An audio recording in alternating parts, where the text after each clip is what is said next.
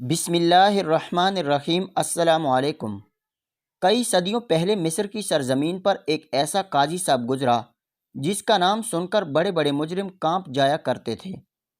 اس قاضی صاحب کا ایمان تھا کہ مجرم کو نہ تو ثبوتوں سے اور نہ ہی گواہوں کی بنا پر سزا دینی چاہیے، کیونکہ گواہ اور ثبوت انسان اپنے ہاتھوں سے بنا سکتا ہے۔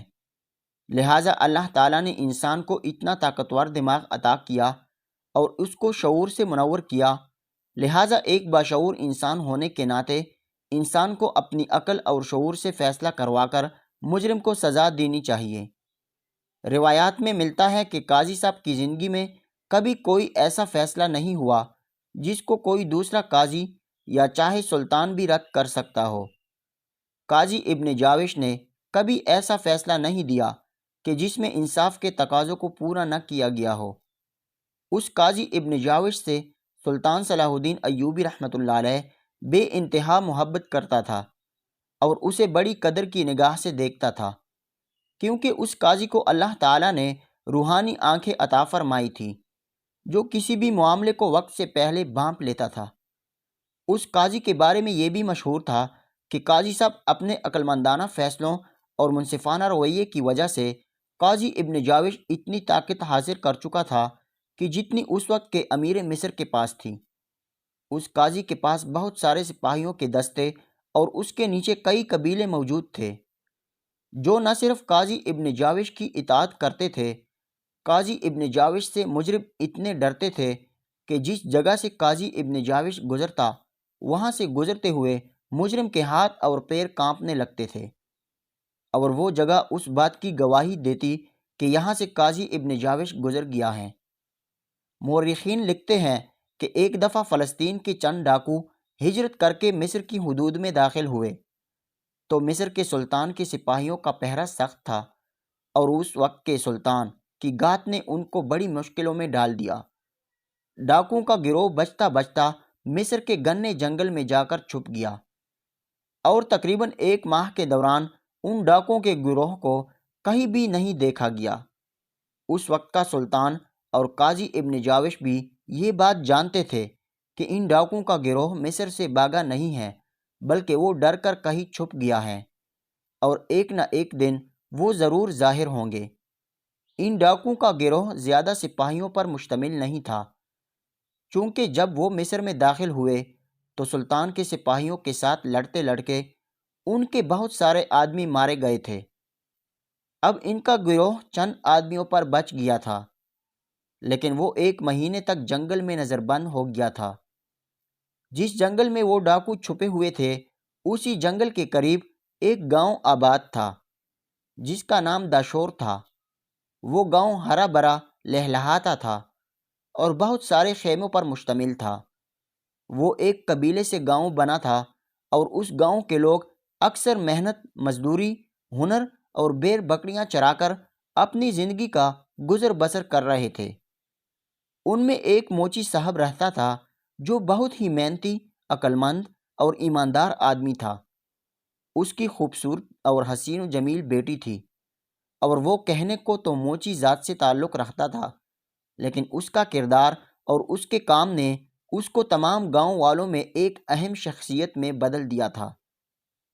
ان ڈاکوؤں کے اس جنگل میں چھپنے کی تقریباً 1 ماہ کے بعد اس گاؤں میں یہ بات بڑی تیزی سے پھیلنے لگی کہ اس گاؤں میں چرواہوں کی بیر بکریاں غائب ہونے لگی ہیں۔ گاؤں والے بڑے پریشان ہونے لگے، یہ بھیڑ بکریاں کہاں اچانک جا رہی ہیں، لیکن چور کا کوئی بھی پتہ نہیں چل رہا تھا۔ یہ بات بھی بہت پھیل چکی تھی کہ مصر میں ایک ڈاکوؤں کا بڑا ظالم گروہ داخل ہوا ہے جو کسی جنگل میں چھپ گیا ہے۔ جب ان دونوں باتوں کے بارے میں موچی صاحب کو معلوم ہوا تو اس کے دماغ میں یہ بات اچھی طرح بیٹھ گئی کہ ان ڈاکوؤں کا گروہ اسی جنگل میں چھپا ہے، اور خوراک کی کمی کی وجہ سے وہ روز ہمارے گاؤں میں داخل ہوتے ہیں، بھیڑیں اور دمبے اٹھا کر لے جاتے ہیں۔ جب یہ بات موچی نے سنی تو وہ گاؤں کے سرپنچ کے پاس گیا اور اسے اس مسئلے کا حل نکالنے کے لیے کہا، اور اسے یہ بھی بتایا کہ ان سب کے پیچھے وہی ڈاکو ہیں۔ جب یہ بات گاؤں کے سرپنچ نے سنی تو وہ بھی ڈر گیا، اور اس نے کہا کہ ہمارے پاس اتنی طاقت نہیں کہ ہم ان ڈاکوؤں کا مقابلہ کر سکیں۔ اور جب یہ بات اس موچی نے سنی تو وہ جوش میں آ گیا اور اس نے کہا کہ میں اسی طرح گاؤں والوں کو لٹتا نہیں دیکھ سکتا، اور جوش میں آ کر اس نے اپنی تلوار اور خنجر اٹھایا اور جنگل کی طرف روانہ ہو گیا۔ اس کی ایک 15 سال کی بیٹی تھی۔ جب اس نے اپنے باپ کو اکیلے جاتے ہوئے دیکھا تو وہ بھی اس کی پیچھے بھاگ پڑی، اور گاؤں کے چند آدمی بھی اس موچی کے پیچھے بھاگ پڑے۔ چلتے چلتے ابھی موچی صاحب جنگل کے بیچ میں ہی پہنچے تھے کہ راستے میں ڈاکوؤں نے اسے دیکھ لیا اور گھات لگا کر بیٹھ گئے۔ جیسے ہی موچی صاحب راستے سے گزرا تو ڈاکوؤں نے اسے گھیر لیا اور پہلے ہی وار میں اس کو زخمی کر کے وہاں تنہا چھوڑ دیا۔ اب ان دونوں کے درمیان لڑائی ہو رہی تھی کہ اس کی نوجوان بیٹی وہاں بھاگتی ہوئی آ گئی۔ جب ڈاکوؤں نے اتنی حسین لڑکی کو دیکھا تو وہ عیاش آدمی ہنسنے لگے اور موچی کی بیٹی کو پکڑ کر زیادتی کا نشانہ بنا ڈالا۔ موچی زخمی پڑا تھا۔ جتنے بھی گاؤں والے اس کے پیچھے گئے تھے وہ تمام زخمی تھے اور اپنے ہوش میں نہیں تھے، اس لیے وہ موچی کی بیٹی کو نہیں بچا سکے، اور ڈاکوؤں نے اس کو زیادتی کا نشانہ بنا کر وہاں سے بھاگنے لگے کہ اتنے میں قاضی ابن جاوش کا قافلہ وہاں سے گزرنے لگا۔ جب لڑکی نے قاضی صاحب کے قافلے کی آواز سنی تو وہ چیخنے لگی اور مدد کے لیے پکارنے لگی۔ جب ان ڈاکوؤں نے دیکھا کہ اب اس لڑکی کو ہمارے ٹھکانے کا پتہ چل گیا ہے، اگر ہم یہاں چھپ بھی گئے تو قاضی صاحب کے پاس اتنا بڑا قافلہ ہے کہ یہ ہمیں تلاش کر کے ہماری گردنیں اڑا دیں گے، لہٰذا وہ جھاڑیوں میں چھپ گئے، اور جیسے ہی قافلہ اس جنگل کے پاس پہنچا تو وہ قاضی صاحب کے قافلے میں سپاہیوں کے بھیس میں داخل ہو گئے۔ جب قاضی صاحب اس لڑکی کے پاس پہنچا تو اس لڑکی نے چیخ چیخ کر کہا کہ میرے بابا ان ڈاکوؤں کے پیچھے آئے تھے اور میں بھی اپنے بابا کے پیچھے آئی، انہوں نے میرے بابا کو بھی زخمی کر دیا اور میرے ساتھ زیادتی کی۔ قاضی صاحب نے کہا وہ کدھر گئے ہیں؟ لڑکی نے اشارہ دیا تو قاضی کے سپاہی چیتے کی طرح جھپٹنے والے سپاہی جنگل میں پھیل گئے، لیکن ان کو ان کے سامان کے علاوہ ایک بھی ڈاکو نہ ملا۔ قاضی صاحب کو پتہ چل گیا کہ میرے اتنے بڑے لشکر میں گھسنے کے علاوہ وہ ڈاکو کہیں اور نہیں جا سکتے۔ ان کو پتہ تھا کہ میں ان کو ڈھونڈ لوں گا، اس لیے وہ میرے سپاہیوں کے بیس میں اس لشکر میں داخل ہو گئے ہیں۔